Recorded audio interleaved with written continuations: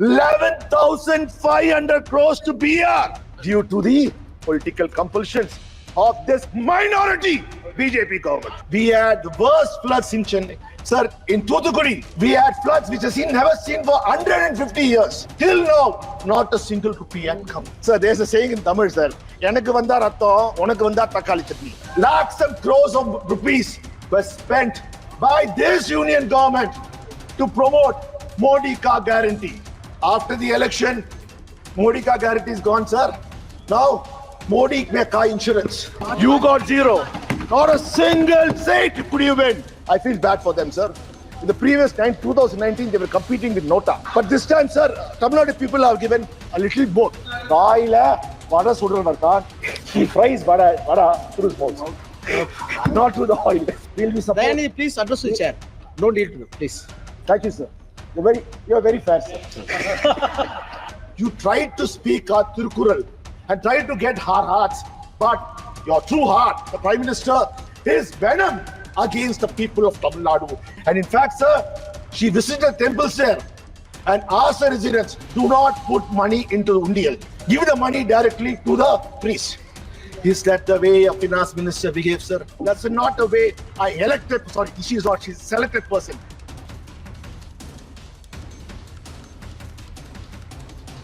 நான் தமிழனாக பிறக்கவில்லை, அடுத்த ஜென்மத்திலாவது நான் தமிழனாக பிறக்க வேண்டும். தமிழ் உலகத்திலே சிறந்த மொழி, அந்த பாக்கியம் எனக்கு கிடைக்கவில்லையே என்று. This is how he spoke. What he said was, it was unfortunate I was not born a Tamilian. I only wish I'll be born as a Tamilian in the next birth.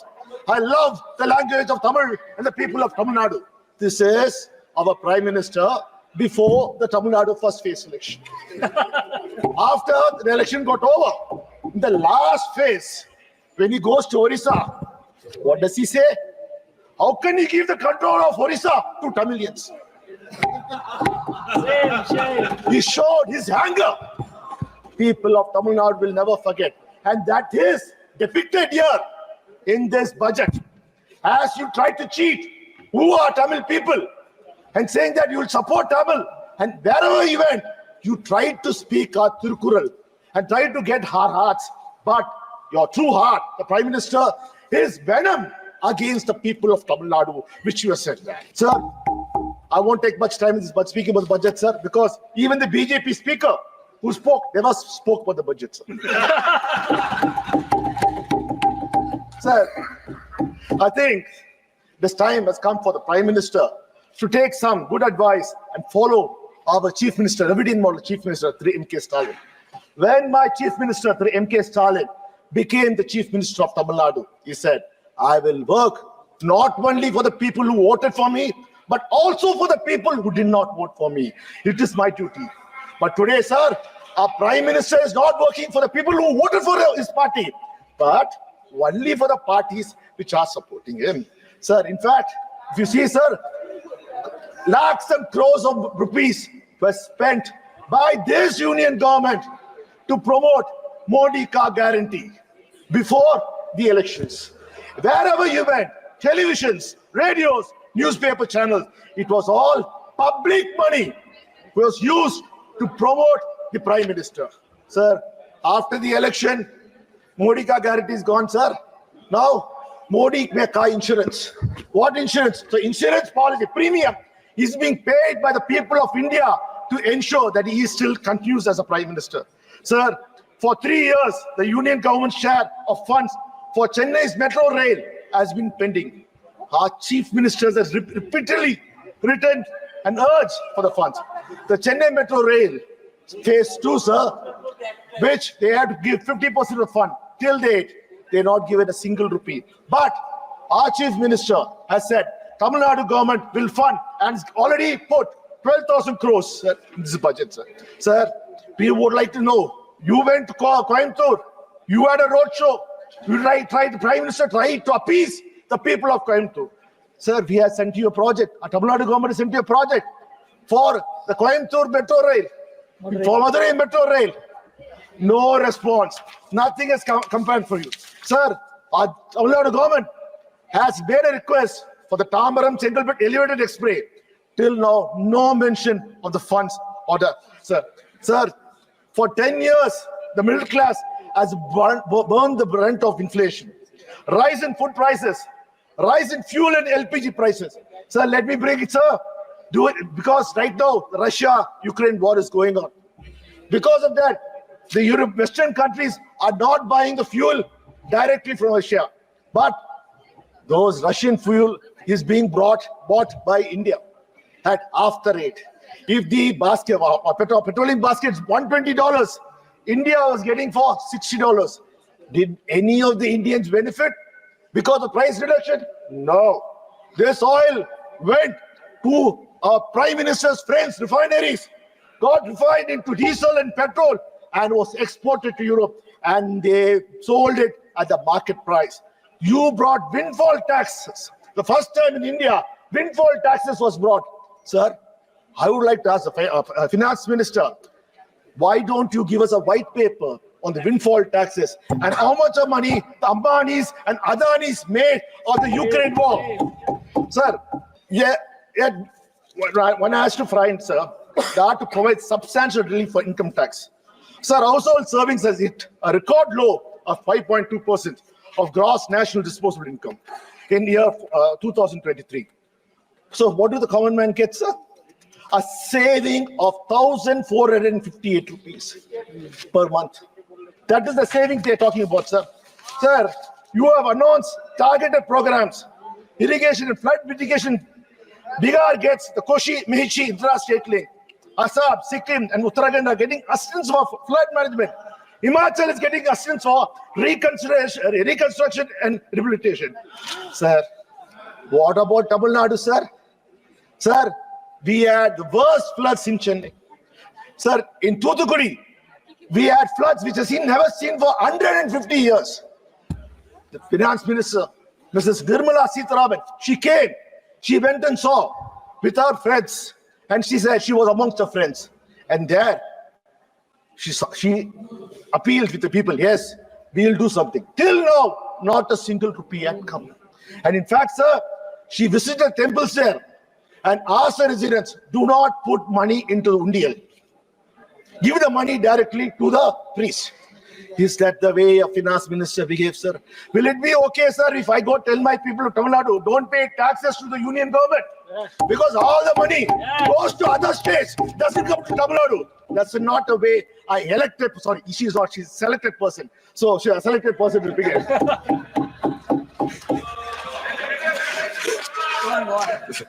Tamil Nadu has raised requests and asked the floods. Our chief minister made multiple visits to meet the prime minister and made a demand for 37,000 crores as disaster relief. You know how much the union minister, the union government gave Tamil Nadu, sir? You'll be surprised. You might even faint. The union government gave us only 276 crores so far. Yet it seems to be in balance. In announcing 11,500 crores to BR due to the political compulsions of this minority BJP government. Sir, when there was flood in Gujarat, the Prime Minister went there the very next day and announced a slew of support measures up to 1,000 crores immediately. But Tamil Nadu, after events, 7 months, there's no care. Sir, why is the union government singling out our state and denying our people our schemes they need? Sir, it is not enough that Tamil Nadu, you visit Tamil Nadu during elections and call us, Sagodharigale. Sir, people of Tamil Nadu will never, ever forgive you for this betrayal. Sir, while I'm happy, sir, the BJP has finally taken a cue and following the footsteps of our Honorable Chief Minister, the Deputy Model Chief Minister, M.K. Stalin, sir, by copying his pioneering scheme. Sir, the scale that you have announced is unbecoming at the union. Sir, take for example, the skill development scheme, which the budget says. The budget, the finance minister says, it will train 20 lakh people in a year's time. But my Dravidian model chief minister, M.K. Stalin, is already introduced a scheme of training 15 lakh youths in a year. A state government is training 15 lakhs. A union government with all the resources, is only training 20 lakhs a year, sir. Sir, they've also taken our trademark Dayanidhi scheme, like the state-run hostels for women, the Tori hostels, that was implemented by our Chief Minister. So we welcome it. This should in fact be named as a Dravidian model, the hostels for the women throughout the country, sir. Because the credit goes to our Chief Minister, who first implemented it in Tamil Nadu. Again, sir, another scheme, non-Mudalvan scheme, which is now repacked as upskilling program.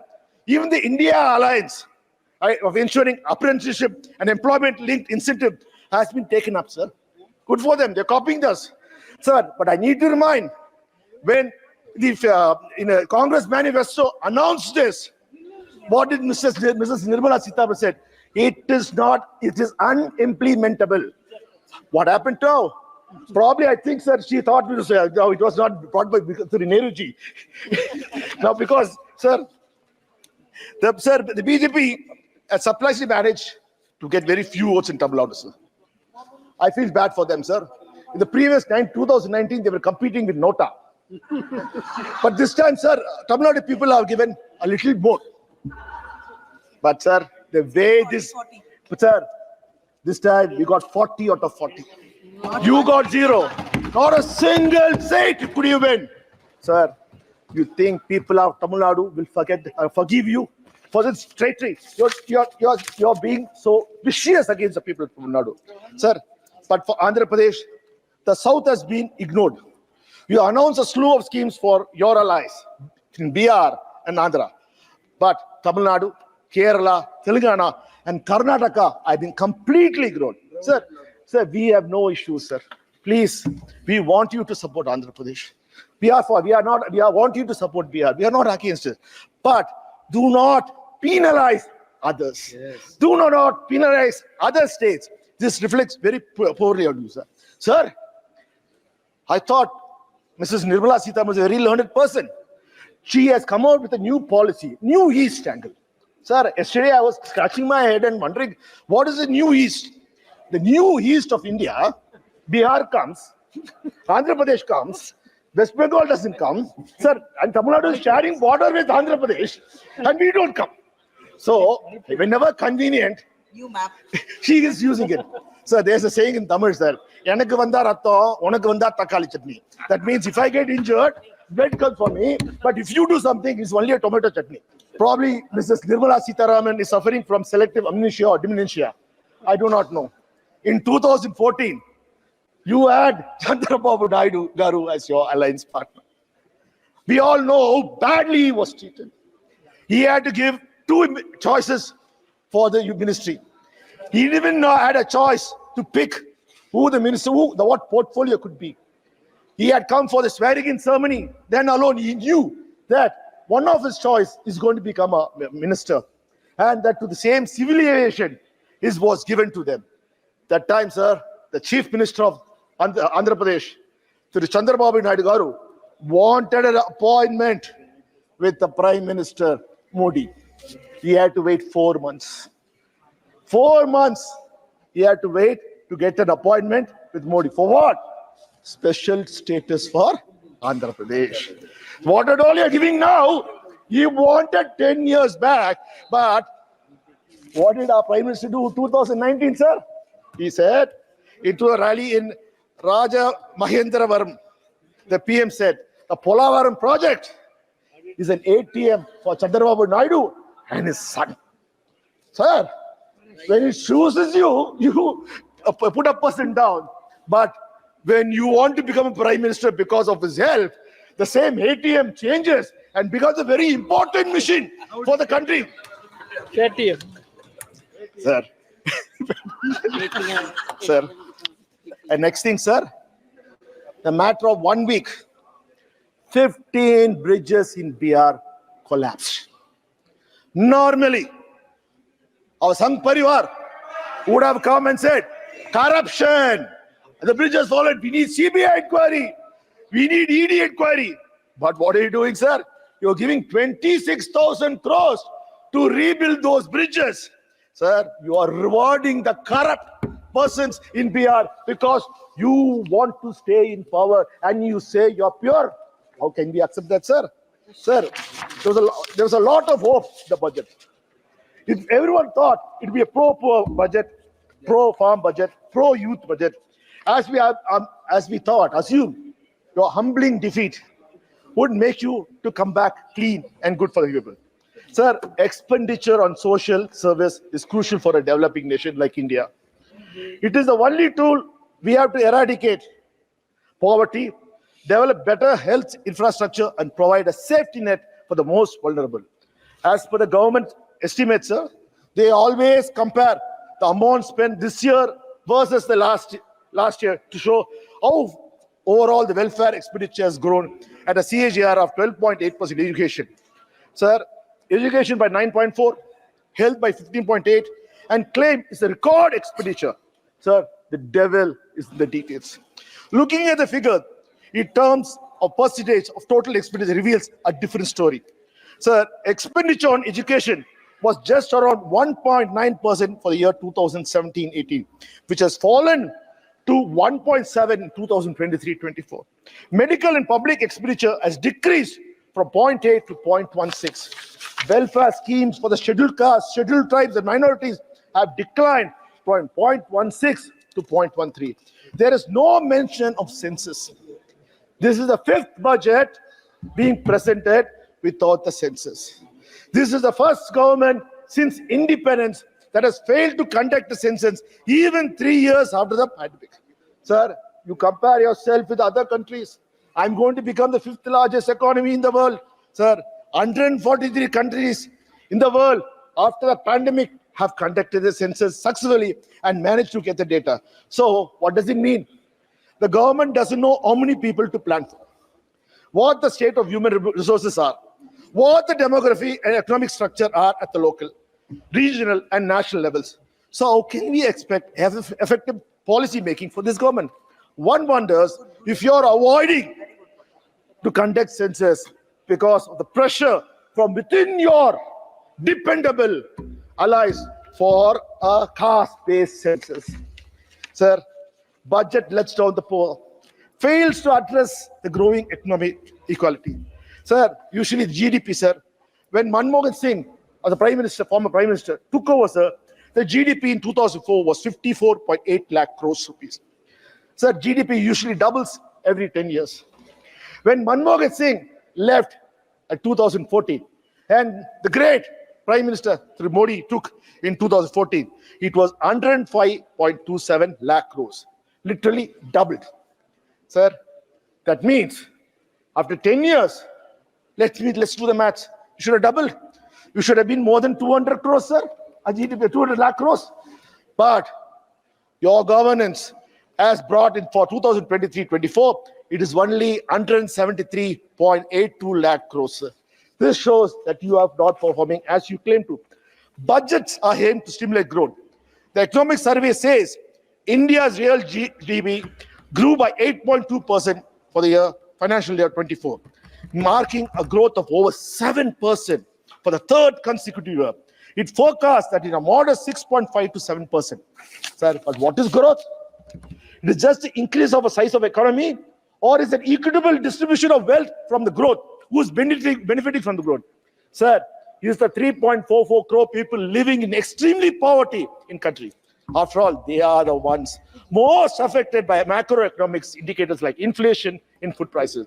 While headlines and core inflation have eased to 5.1% and 3.1% respectively, the consumer food price index remains high at 9.4% in June 2024. Economic inequality has widened significantly over the past under the BJP's crony capitalism government. The wealth of Indian billionaires has increased, that means Modi's friends, has increased by 35% in 2020 alone, while millions were pushed into poverty due to the pandemic. Reports indicates that 10% of the population holds 77% of the national wealth, highlighting a severe disparity in income distribution. There is another outstanding statistics with this as well. By 22-23, the top 10% of the country's population has 22.6% of all income and owned 40% of all the wealth of the country. Sir, this is worse than the colonial era. This is worse than the British Raj. This is how the BJP is taking our country to that. Sir, youth and employment data. So this is the elephant in the room. Despite promises to create 2 crore jobs annually, the reality been starkly different.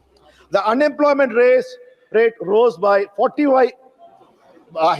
for 6.1 in 2018 to 17.8, sir. It peaked, sir. This was much before the pandemic. So we can't blame the global situation. Today the situation is worse.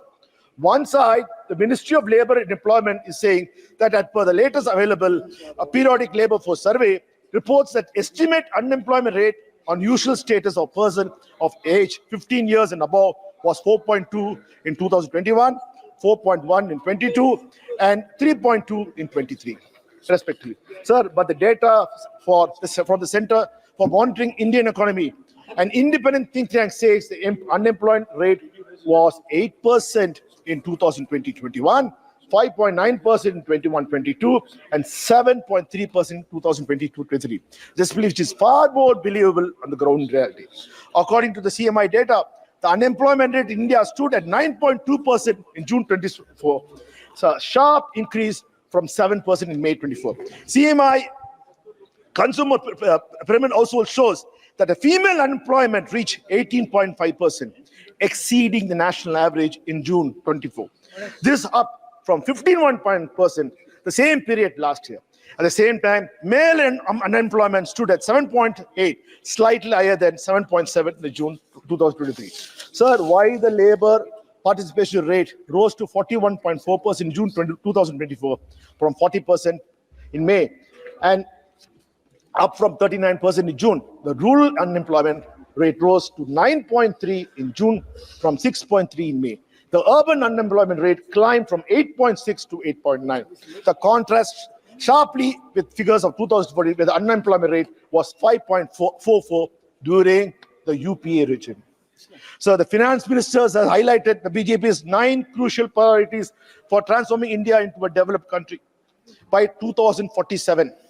The 9 priorities for generating ample opportunities for India is included: productivity and resilience in agriculture, employment and skilling, inclusive human resources development, social justice, urban development, energy security, infrastructure, innovation, research development, and next generation reforms. So let us take one by one. Sir, productivity and resilience in agriculture. An inter-ministerial committee in April 2016 was set up in 2016 to lay out a roadmap to double farmers' income by 2022, as promised by the Prime Minister. They used 2012-2013 National Sample Survey Office data to estimate. The national average annual income of Indian farmers was 96,000 in 2015-16. Based on this, the committee set the targeted double income at 1,92,694 at 2015-16 concentrate to 2,71,000 at the current price in this. To achieve those levels, farm income would have to grow annually by 10.4% over the next 7 years. The committee calculated. While the data of 22-23 is not available, according to the last situational survey data released by 2024, the average annual income of the farming household increased from 96,703 in 2015-16 to 1,22,616 in 2018.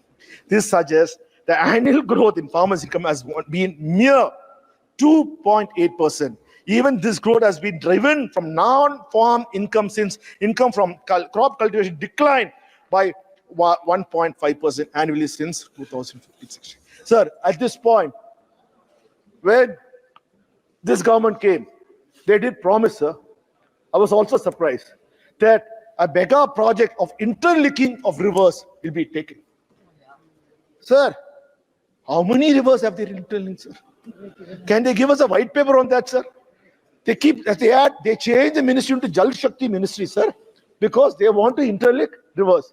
Sir, what a scam, sir. They've been cheating us all along. So now let's come to employment and skilling. So I've already presented my case of unemployment issues and lack of scale in skill development issues. I remind you again, the budget says it will take 20 lakh youth across the country, while my state, my chief minister, the Revenue Minister, through MK Stalin, is providing training for 15 lakh youths per year. So there's a wide gap from a state to a country. Sir, inclusive human resource development. The government strategy for inclusive resources, human resource development, and social justice focus on comprehensive growth across various sectors. Programs for education, health, and economic improvement, enhancing schemes like PM Vishwakarma and PM Savanidhi to support artisans, self-help groups, and entrepreneurs. The Purvodaya initiative, the East project like the Patna Purina Expressway, rupees 15,000 crores for Andhra Pradesh capital needs a support for Polavaram engineering power are all commendable. But why is my state, Tamil Nadu, not included? Why is all the other states not included? I will ask. The people of India would like to know, sir. Whereas the report card of, sir, for how similar schemes have fared the past, many questions on these topics have only given vague data on funding and outcomes. Sir, India's public healthcare remains underfunded and overburdened. The country's healthcare expenditure is still averaging around 1.28% of the GDP, much lower than the global average of 6%. Rural areas face severe shortage of doctors and medical facilities. So how exactly will you have inclusive human resource development? Sir, let's come to social justice. Caste-based discrimination and social inequalities persist. Dalits and other marginalized communities continue to face significant social economic challenges. Inclusive policies and robust implementations are needed to ensure social justice. But all we see is welfare schemes being ignored and spending being cut for these sections that requires a social security or a safety net. Sir, we from Tamil Nadu, our chief minister, have been repeatedly explained how NEET is an anti-social justice. Yet, you still remain adamant on not abolishing it. Sir, our speaker comes from Kota. This is his constituency. Every year, more than 22 students commit suicide because of their fear of facing. Same thing is coming for a state. Sir, this is the future of our children. Your arrogance should not come in the way. Sir, this is not what we want. Sir, this is anti-social. This is against the social development. I hope you open your eyes after all the scams. Do not cover it up and try to push it. Sir, next is they're talking about urban development. You refuse to fund our Chennai metro bridge projects or any other metro projects. Lower the state with construction bills for housing projects. The air quality index requires major cities continue to be accelerated and deforestation rates have increased. Smart city mission has been extended till March 2025 after the June deadline was missed. Smart cities allocation slashed from 2,400 crores for the year 25 from 8,000 crores. You say more resources will be allocated for urban rejuvenation mission, which is more about improving the living condition of the urban poor in the city.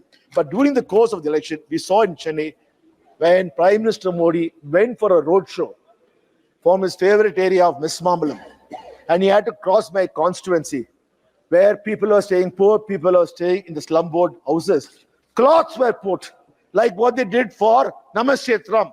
They didn't want people to see the poor of Gujarat. The poor of Chennai were covered. This is the condition what they said. Sir, I would like to know, what happened to your pipe drinking water to every houses? Nothing has been happening, sir. Sir, PM is talking about energy security.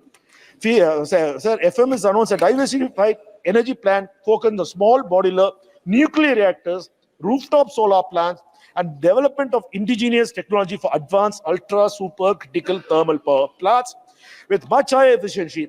Can we have the data on how much of this funding will be allocated to each state and how the criteria of selecting the project for each state will be decided? Sir, as of June, about 54.5% of India's power comes from thermal sources like coal, gas, and diesel, while 45.5% comes from non-fossil sources, which includes 1.8% nuclear power capacity. According to the Power Ministry, how does the FM plan to alter this drastically in a short period? What happens? The state decide not to opt for small modular nuclear reactors and want to pursue with alternate sources? Is there a mechanism for how this announcement will be implemented? So there is no announcement related to ambitious green hydrogen mission, which got 600 crores the interim budget. No announcement related to electric vehicles in FAME 3, which will be critical to not just cleaner environment, but also industry. What about the funding of harnessing of offshore wind energy production? So, infrastructure, sir.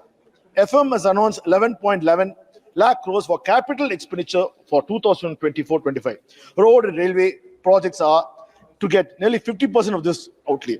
The massive slash in social sector spending over the years, coupled with the unimaginative move to push capex once again in the latest union budget, has become a trademark of BJP budget that does little for the common people of this country. The budget capital expenditure is about 17% more compared to the actual expenditure of 9.48 lakh crores last year. FM has once again bet on increased capital expenditure spending, but little to show how it has helped deliver results. The two most powerful indicators of revival capital expenditure cycles are acceleration and completion of investment project. And in this increase is net fixed asset of non-financial companies. We are yet to see any result for the capex investment for the last few years. So how can we be sure? We must also not forget the large capital expenditures is at the cost of welfare. There have been significant cuts in major schemes and no investment in key sectors like healthcare and education. Similarly, schemes for minorities, the disabled, the pensioners, for the elderly have all been summarily reduced. In addition, the rise in price over the past 5 years means that every rupee buys less than it did in 2019. This deadly combination of insufficient funding and rising inflation directly hurts our nation's poorest and most disadvantaged. It will be only aggravate existing crises such as inflation, historically high unemployment, and low savings in the country. So this push for infrastructure comes at a large cost. What will we see the results of massive capital expenditure, there's capital spending by BJP. Sir, now let's come to innovation development. Everyone will be in support of, sir, all of us will be supporting fostering indigenous innovation and research. But the Union government follow through with sufficient and consistent funding. Anushandan National Research Fund for basic research and prototype development is to be operational. How does the government propose to do this? Is there a roadmap in place? Financing pool of 1 lakh crore for spurring private sector driven research and innovations at commercial scale is commendable. But where are the funds for such announcement going to come from? So let's go for next generation reform. How does the government plan to ensure uniform implementation of land and labor reforms across states, given the varying levels of infrastructure and government capabilities? How does the union government plan to structure the fiscal support for state? What criteria will be used to determine the allocation of funds? How will the government address the digital divide, particularly in the rural areas, to ensure the benefits of digitized land records and GIS mapping are accessible to all citizens? How will the government involve various stakeholders, including the farmers, labor unions, industry representatives, in reform process to ensure the concerned suggestions are adequately addressed? We already saw how your farm laws backfired due to lack of consultations. In conclusion, sir, Chairman, sir, the union budget has again failed to meet the aspiration of the middle class of the people. Sir, one would like to ask, today, nearly 4 lakh crores has been promised as a subsidy for Andhra Pradesh and for Bihar to support you being the Prime Minister. I would like to ask, from where is the money going to come? At whose cost are you going to do this? Sir, I again will demand, again we would like to say, sir, sir, very well, sir. Please conclude. As point, we are supporting you. We are supporting you. We are supporting you. We are supporting. Sir, Please we are address the supporting chair. you. Sir. While we support, we'll be supporting. Dayanidhi, please address the chair. Don't need to know, please. Thank you, sir. You are very fair, sir. Sir, Please address the chair. sir, at this point, while I conclude, all I say, our demands from our Chief Minister, Sir M.K. Stalin, is for our people. Tamil Nadu has risen as a primary state, as the number one state in Tamil Nadu in governance and ensuring development takes place. But why are you penalizing us? Because we didn't elect you. We didn't elect you because you are two-faced. You always want to use us, abuse us. You want to split us in the name of religion, caste, and you want to make sure that you discriminate us by birth. And you do never like. Till now, how many times the Prime Minister said he likes Tamil language, he loves Tamil language. What has he done for our Tamil language or for the people of Tamil Nadu? This is what we say in Tamil Nadu. Vaila vada sudranarthan Modi. That is the reason people of Tamil Nadu. Okay, I'll explain it again. He fries vada through his mouth, not through the oil. And now he doesn't even give the vada to us. He takes and he eats himself. Sir, I humbly request that people of Tamil Nadu are watching you. Do not try to punish them. If you punish Tamil Nadu, then India will not grow. If India has to grow, Tamil Nadu has to grow. Sir, while I conclude, I want to conclude the last. Sir, the people of Tamil Nadu have one more great fear with our Prime Minister. In 2014, when the Prime Minister first entered the Parliament, he came to the old Parliament. He fell flat at the Parliament and took the blessings of the Parliament in 2014. Sir, now that Parliament is no more. Now, sir, 2024, sir, the Prime Minister took blessing from the Constitution. He took the Constitution book and took all his blessing. Sir, the people of Tamil Nadu, the people of country are worried. Please do not destroy the Constitution. Thank you, sir.